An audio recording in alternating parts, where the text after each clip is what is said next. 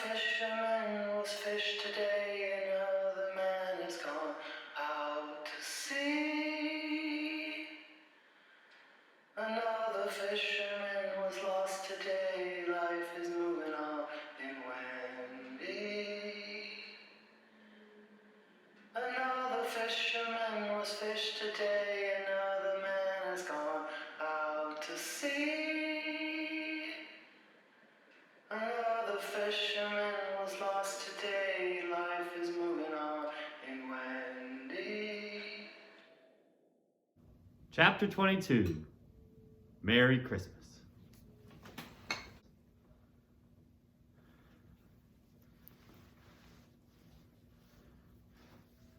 At length, towards noon, upon the final dismissal of the ship's riggers, and after the Pequod had been hauled out from the wharf, and after the ever-thoughtful Charity had come off in a whaleboat with her last gift, a nightcap for Stubb, the second mate, her brother-in-law, and a spare Bible for the steward. After all this, the two captains, Peleg and Dodd, issued from the cabin, and turning to the chief mate, Peleg said, "Now, Mr. Starbuck, are you sure everything is right?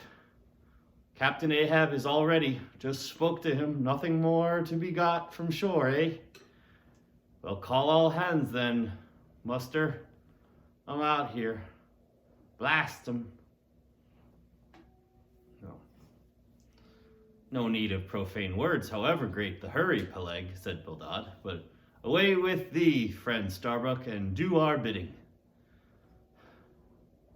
How now?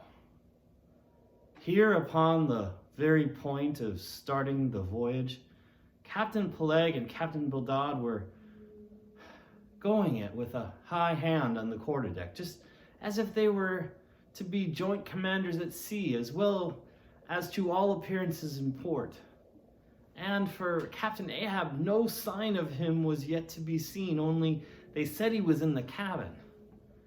But then the idea was that his presence was by no means necessary in getting the ship underway and steering her well out to sea. Indeed, as that was not at all his proper business, but the pilot's, as he was not yet completely recovered, so they said, therefore, Captain Ahab stayed below.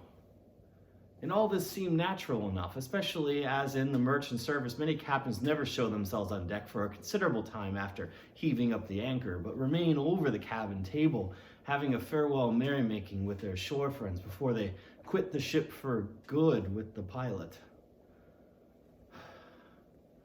But there was not much chance to think over the matter, for Captain Peleg was now all alive. He seemed to do most of the talking and commanding, and not Dodd. "Aft here, ye sons of bachelors," he cried, as the sailors lingered at the mainmast. "Mr. Starbuck, drive 'em aft, drive 'em aft."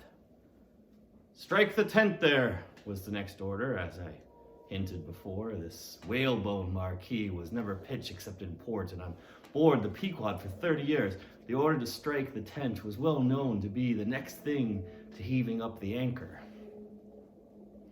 "Man the capstan, blood and thunder, jump," was the next command, and the crew sprang for the handspikes. "Man the capstan, blood and thunder, jump," was the next command, and the crew sprang for the handspikes. Now, in getting underway, the station generally occupied by the pilot is the forward part of the ship, and here Dodd, who, with Peleg, be it known, in addition to his other officers, was one of the licensed pilots of the port, he being suspected to have got himself made a pilot in order to save the Nantucket pilot fee to all the ships he was concerned in. For he never piloted any other craft. Dodd, I say, might now be seen actively engaged in looking over the bows for the approaching anchor, and at intervals singing what seemed a dismal stave of psalmody to cheer the hands at the windlass, who roared forth some sort of a chorus above the girls in Bobble Alley with hearty goodwill. Nevertheless, not 3 days previous, Dodd had told them that no profane songs would be allowed on board the Pequod, particularly in getting underway, and Charity, his sister, had placed a small choice copy of Watts in each seaman's berth. Meantime, overseeing the other parts of the ship, Captain Peleg ripped and swore astern in the most frightful manner. I almost thought he would sink the ship before the anchor be got up. Involuntarily, I paused on my handspike and told Queequeg to do the same, thinking of the perils we both ran and starting on the voyage with such a devil for a pilot. I was comforting myself, however, with the thought that in pious Dodd might be found some salvation in spite of his 777th lay, when I felt a sudden sharp poke in my rear.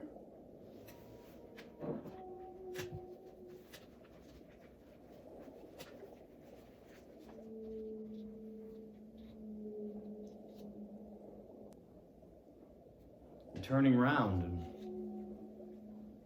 was horrified at the apparition of Captain Peleg in the act of withdrawing his leg from my immediate vicinity.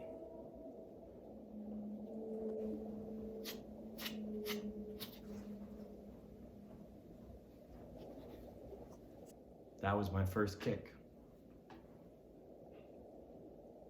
"Is that the way they heave in the merchant service?" he roared.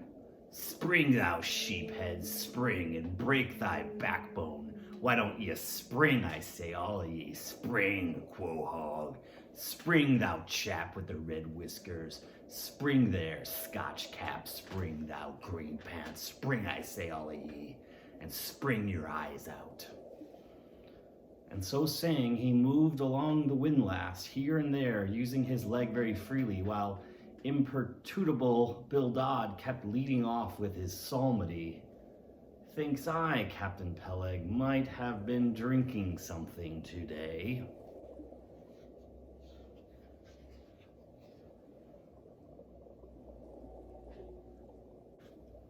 At last the anchor was up, the sails were set, and off we gilded. It was a short, cold Christmas, and as the short northern day merged into night, we found ourselves almost broad upon the wintry ocean, whose freezing spray cased us in ice as in polished armor. The long rows of teeth on the bulwarks glistened in the moonlight, and like the white ivory tusks of some huge elephant, vast curving icicles depended from the bows. Lank Dodd, as pilot, headed the first watch, and ever and anon as the old craft deep dived into the green seas and sent the shivering frost all over her, and the winds howled and the cordage rang, his steady notes were heard. "Sweet fields beyond the swelling flood stand dressed in living green."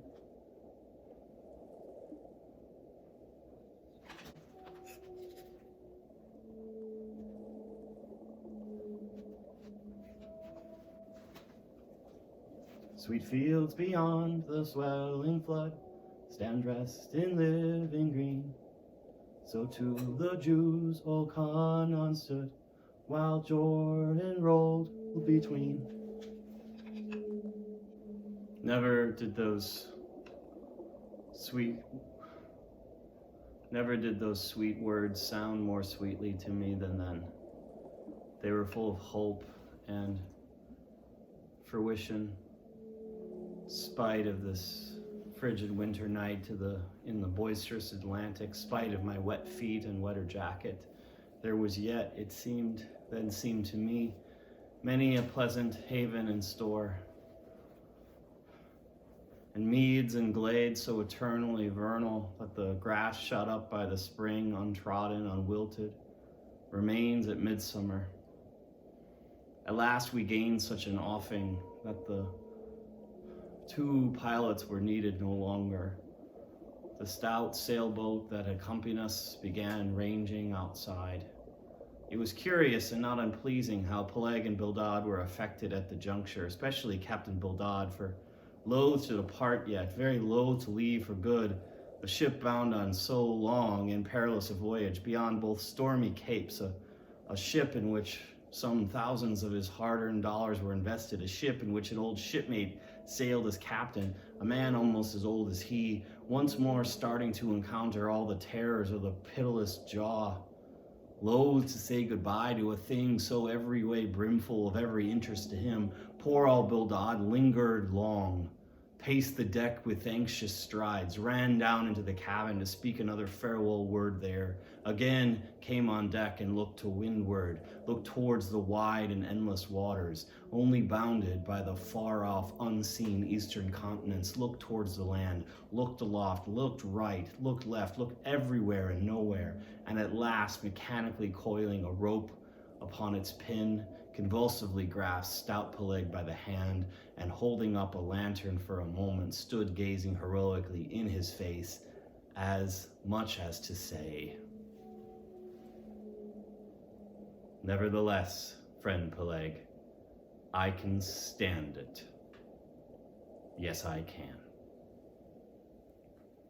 As for Peleg himself, he took it more like a philosopher, but for all his philosophy, there was a tear twinkling in his eye when the lantern came too near. And he too did not a little run from cabin to deck, now a word below, and now a word with Starbuck, the chief mate, but at last he turned to his comrade with a final sort of look about him. "Captain Dodd, come old shipmate, we must go. Back the main yard there. Boat ahoy. Stand by to come close alongside now. Careful, careful, come, Dodd boys, say your last. Luck to ye, Starbuck. Luck to ye, Mr. Stubb. Luck to ye, Mr. Flask. Goodbye, and good luck to ye all. And this day, 3 years, I'll have a hot supper smoking for ye in old Nantucket. Hurrah, and away." "God bless ye, and have ye in his holy keeping, men," murmured old Dodd almost incoherently.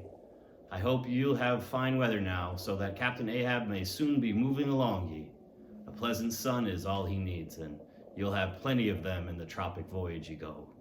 Be careful in the hunt, ye mates. Don't stave the boats needlessly, ye harpooners. Good white cedar plank is raised full 3% within the year. Don't forget your prayers either, Mr. Starbuck. Mind that copper don't waste the spare staves. Oh, the sail needles are in the green locker. Don't whale it too much a Lord's days, men, but don't miss a fair chance neither. That's rejecting heaven's good gifts. Have an eye to the molasses tierce, Mr. Stubb. It was a little leaky, I thought.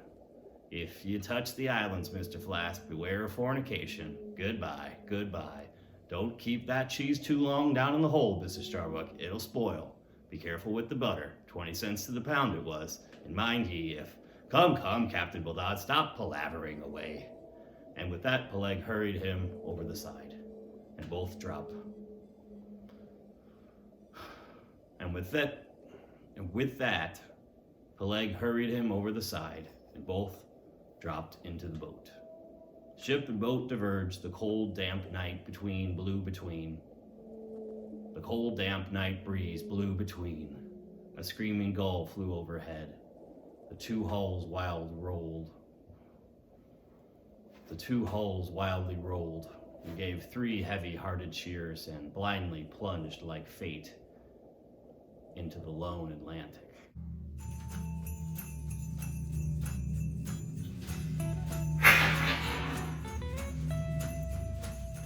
Chapter 22. Merry Christmas.